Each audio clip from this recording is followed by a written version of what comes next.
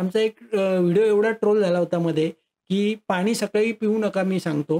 तर बरेच लोक म्हणतात की आम्ही 2 लिटर पाणी पितो, 3 लिटर पितो. तुम्ही पिताय तर ते तुम्हाला गरविष झालेलं आहे. विषसात्म्य होतं. पेशव्यांच्या काळामध्ये विषकन्या तुम्ही जर नाव ऐकलं असेल, म्हणजे एखाद्या मुलीला कंटिन्युअस रोज विष दिलं जायचं खाण्यामधनं आणि ते हळूहळू वाढवत वाढवत तिला अख्खं जेवण हे विषाचं दिलं जायचं.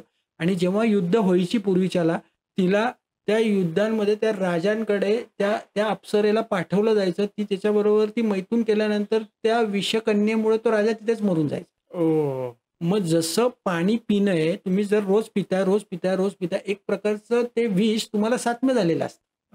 आपण एक लक्षात घ्या, आज हा जो पॉडकास्ट आहे हा समाज कल्याणासाठी बनवलाय. आम्ही जी माहिती देतोय ती सगळी माहिती ऑथेंटिक पुस्तकातनं अभ्यास करून लोकांवरती अनुभवलेली माहिती आहे. करेक्ट. तुम्हाला सांगितलं तुम्ही जर एक्सरसाइज करा आम्ही सांगतो, पण लोक एक्सरसाइज करतच नाहीयेत. लोकांना सांगतो वेळेवर जेवा, पण लोक वेळेवर जेवणच करत नाही.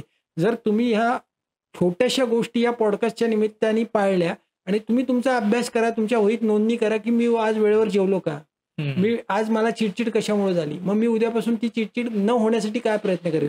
जर अशी आयुष्याची लाईफस्टाईल आपली केली तर नक्कीच कोणताही आजार आपल्याला होणार नाही.